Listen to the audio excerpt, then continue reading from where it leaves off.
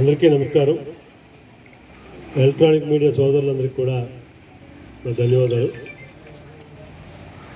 అనకాపల్లి పార్లమెంట్లో ఉన్నటువంటి మాడుల నియోజకవర్గం తెలుగుదేశం పార్టీ చంద్రబాబు నాయుడు గారి ఆశీస్సులతోటి, లోకేష్ గారి ఆశీస్సులతోటి, అదేవిధంగా మా అయ్యన్న పాత్ర గారి ఆశీస్సులతోటి మరి కొత్తగా భారతీయ జనతా పార్టీ, అదేవిధంగా జనసేన పార్టీ ఇరు నాయకులు, అక్కడ పవన్ కళ్యాణ్ గారు కావచ్చు, ప్రస్తుతానికి అనకాపల్లి పార్లమెంటు అభ్యర్థిగా సీఎం రమేష్ గారు కావచ్చు, మాడుగుల నియోజకవర్గంలో ఉన్నటువంటి కార్యకర్తలు, గ్రామ నాయకులు, ఈ 111 పంచాయతీల్లో ఉన్నటువంటి ప్రజాప్రతినిధులు కావచ్చు, ఎక్స్ సర్పంచులు, ఎక్స్ ఎంపీటీసీలు, మండల పార్టీ ప్రెసిడెంట్లు, మండల పార్టీ సెక్రటరీలు, ఈరోజు గ్రామాల్లో ఉన్నటువంటి గ్రామాన్ని నడిపించినటువంటి ఎవరైతే నాయక గణం ఉందో వారి అభిప్రాయాల్ని అనేక సందర్భాల్లో మీడియా ద్వారా, ఎలక్ట్రానిక్ మీడియా ద్వారా, ప్రింట్ మీడియా ద్వారా అధిష్టానానికి చెప్పడం జరిగింది. ఇదేదో నా గొప్ప కాదు, రామానాయుడు నేనేదో గొప్పవాడిని నేను చెప్పట్లేదు. రామానాయుడు పనిచేశాడు. చంద్రబాబు నాయుడు ఒకే ఒక మాట అన్నారు, నా చుట్టూ తిరిగితే టికెట్ రాదు, జనం చుట్టూ, ప్రజల చుట్టూ తిరిగితే, ప్రజల అభిమానాలు మీరు చూరగొంటే పొందగలిగితే మీకు టికెట్ అదే వస్తుందని చెప్పి చంద్రబాబు నాయుడుకి చెప్పారు. ఈనాడు కాదు, నేను 2007లో తెలుగుదేశం పార్టీలో ఎప్పుడైతే ఆయన తాలూకు ఆశీస్సులు తీసుకొని జాయిన్ అయ్యానో అప్పటి నుంచి ఇప్పటి వరకు కూడా రామానాయుడు అనే వ్యక్తిని నియోజకవర్గంలో ఉన్నటువంటి తెలుగుదేశం పార్టీ నాయకత్వాన్ని బలోపేతం చేయడమే కాకుండా అన్ని రకాలుగా, అన్ని రంగాల్లో కూడా వారికి చేదోడు వాదోడుగా ఉంటూ వారి మన్నలు పొందగలిగాను చంద్రబాబు నాయుడు తాలూకు ఇచ్చినటువంటి సూచన బట్టి. ఇప్పటికీ కూడా 2 పర్యాలు ఓడిపోయాను. అయితే ఈరోజు ప్రజల్లో వారు నా దగ్గర రాకపోతే నేను నాయకుల దగ్గరికి వెళ్ళలేను, గ్రామ నాయకుల దగ్గరికి. ఇన్ఛార్జిగా తీసేసినా లేదు, ఈరోజు ఎమ్మెల్యే టికెట్ ఇవ్వకపోయినా మాడుగుల నియోజకవర్గంలో ఉన్నటువంటి తెలుగుదేశం పార్టీ యావత్ వర్గం అంతా కూడా 111 పంచాయతీల నుంచి కూడా రామానాయుడు అయితే బాగుంటుంది, రామానాయుడు అయితే గెలిపిస్తారనేది ఏదైతే ఒక మాట దొర్లుతుందో అది అధిష్టానం గుర్తించి మాకు ఈరోజు టికెట్ ఇస్తారని చెప్పి ఆశిస్తా ఉన్నాం. అయితే మా భయం అంతా ఒకటే, తెలుగుదేశం పార్టీ నమ్ముకొని, తెలుగుదేశం పార్టీ నాయకత్వం నమ్ముకొని ఈ మాడుగుల నియోజకవర్గంలో ప్రజలందరూ, నాయకులందరూ కూడా ఎంతో అభిమానం చూపిస్తున్నారు. అయితే ఆ అభిమానాలు అనేక సందర్భాల్లో మండల పార్టీ మీటింగ్లు పెట్టుకొని వారు ప్రమాణాలు చేసుకొని వాళ్ళ అభిప్రాయాలు తీసుకొచ్చారు. అధిష్టానానికి చెప్పడం జరిగింది, టికెట్ ఇవ్వకముందు టికెట్ ఇవ్వాలని.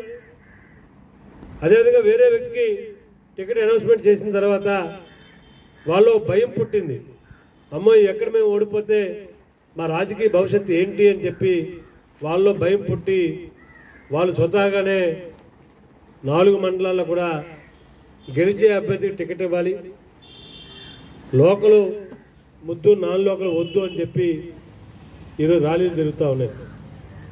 వీటన్నింటినీ గమనించమని, వారి అభిప్రాయాన్ని పరిగణలోకి తీసుకోమని చెప్పి నేను తెలుగుదేశం పార్టీ నాయకత్వం, మా చంద్రబాబు నాయుడు గారిని, మా లోకేష్ బాబు గారిని నేను వేడుకుంటున్నాను. ఎందుకంటే వాళ్ళు గతంలో నష్టపోయి ఉన్నారు. పార్టీ అధికారంలో ఉన్నా, ఆ రోజు నేను ఓడిపోయినా వాళ్ళకి పార్టీ అండగా ఉంది, కానీ కొన్ని సందర్భాల్లో అన్యాయం జరిగింది. ఈ తప్ప తప్పకుండా ఈ యొక్క నియోజకవర్గంలో తెలుగుదేశం పార్టీని గెలిపించుకోవడం కోసం వాళ్ళందరూ సిద్ధంగా ఉన్నారు.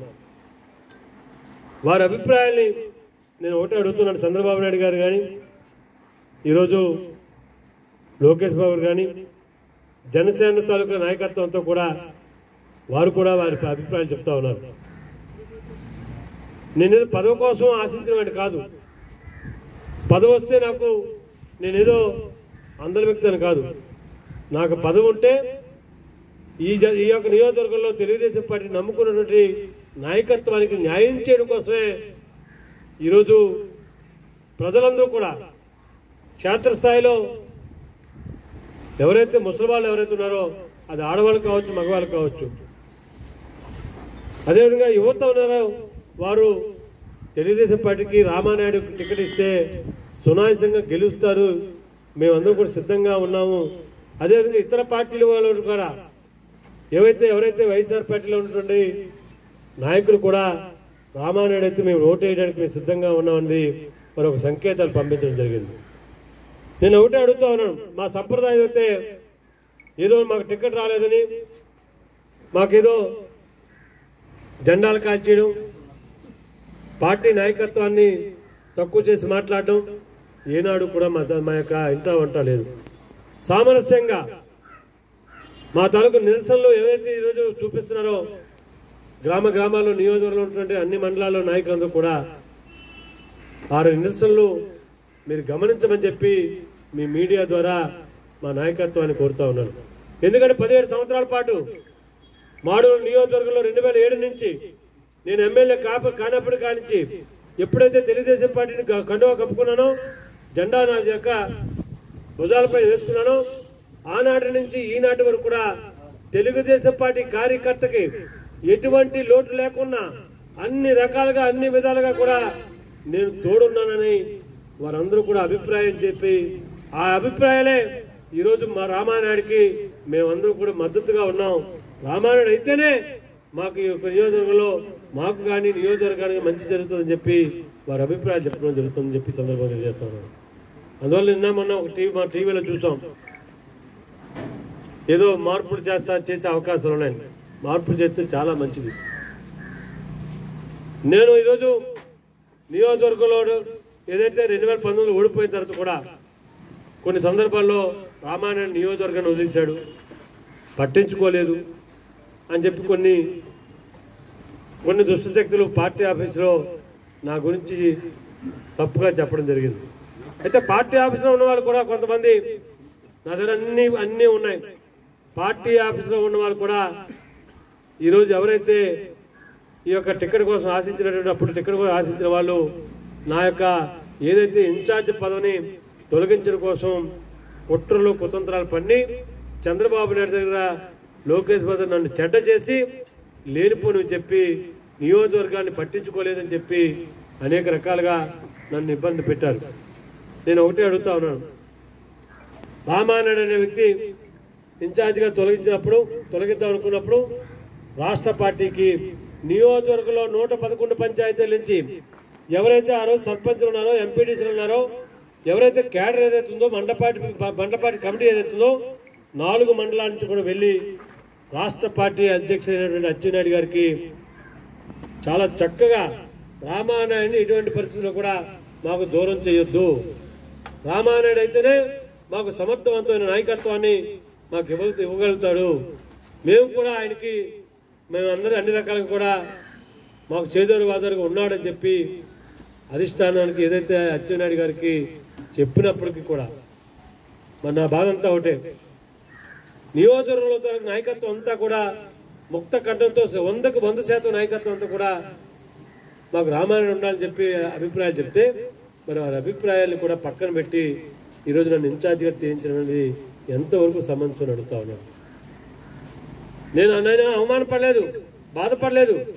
అయినప్పటికీ ఈ నియోజకవర్గంలో నన్ను ఇన్ఛార్జిగా తీసేసినప్పటికీ కూడా వెనక ఉన్నటువంటి నాయకత్వంతో కూడా తెలుగుదేశం పార్టీ ఎవరైతే నాయకత్వం నడిపిస్తున్నటువంటి గ్రామ నాయకత్వం ఎవరైతే ఉన్నారో, అయ్యా మేమంటే మేము నడుస్తాం, పార్టీ ఇచ్చినటువంటి కార్యక్రమాలు ఏవైతే ఉన్నాయో అది బాదుడు కావచ్చు, లేదు ఇదేం కర్మ కావచ్చు, ఏవైతే బాబు సూటి భవిష్యత్ గ్యారంటీ కావచ్చు, చంద్రబాబు పుట్టినరోజు కావచ్చు, లేదు ఏవైనా ఉద్యమాలు కావచ్చు, ఏ కార్యక్రమాన్ని సరే మేము బ్రహ్మాండంగా నిర్వహించి ఈ మాడుగుల నియోజకవర్గంలో తెలుగుదేశం పార్టీ ఈరోజు బ్రహ్మాండంగా నడుస్తుందంటే, తెలుగుదేశం పార్టీ గెలుస్తుందనే మాట వచ్చిందంటే అది మా శ్రమ ఉంది, మా యొక్క కార్యకర్తలకు అండ ఉంది, దానితోనే మేము చేశాం. కాబట్టి ఈ మాడుగుల నియోజకవర్గం ఈరోజు ముత్యాలనే వ్యక్తి, బూడి ముత్యాలనే వ్యక్తి ఈరోజు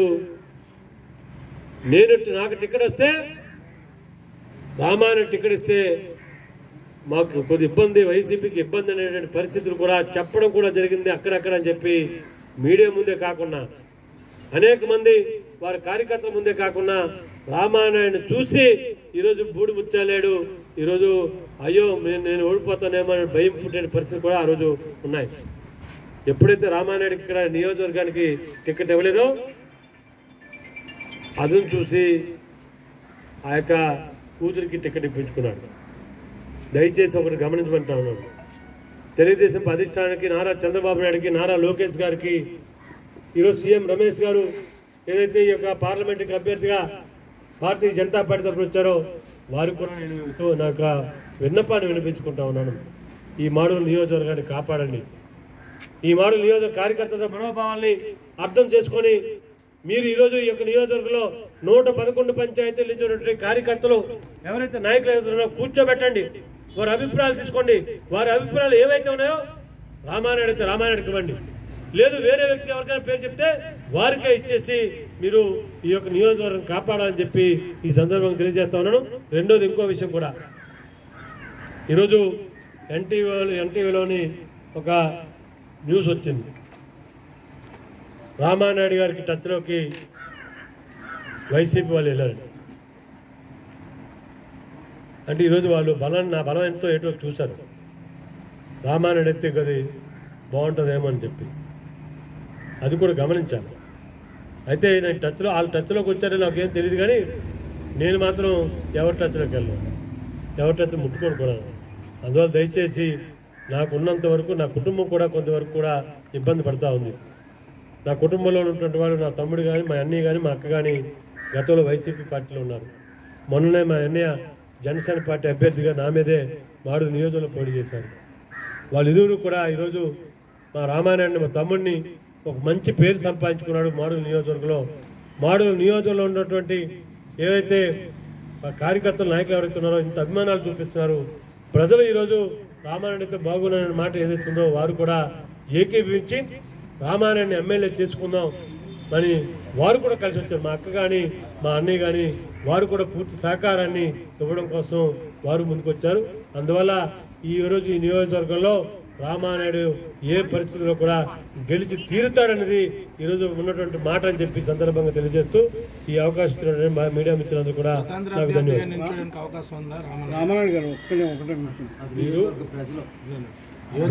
రామానాయుడికి టికెట్ ఇవ్వాలని, రామానాయుడికి టికెట్ ఇస్తేనే మాకు గెలిచే అవకాశాలు ఉన్నాయని చెప్పి ర్యాలీలు చేస్తా ఉన్నారు. ఈరోజు ధర్నాలు చేస్తారు. ధర్నాలు ఏం చేస్తారు, ర్యాలీలే, శాంతియుతంగా ర్యాలీలు చేస్తా ఉన్నారు.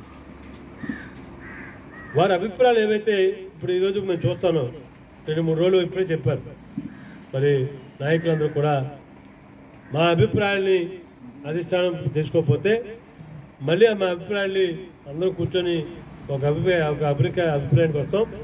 వారి అభిప్రాయం నా అభిప్రాయం. నాయకుల తాలూకా ఎవరైతే ఉన్నారో ఈరోజు నా వెన్నంటుండి మీరే ఉండాలి, మీరైతే గెలుస్తారనేటువంటి వాళ్ళు ఎవరైతే ఉన్నారో వాళ్ళ తాలూకా అభిప్రాయాన్ని నేను ఏ పరిస్థితిలో కూడా శిరసా వహిస్తానని చెప్పి ఈ సందర్భంగా తెలియజేస్తాను.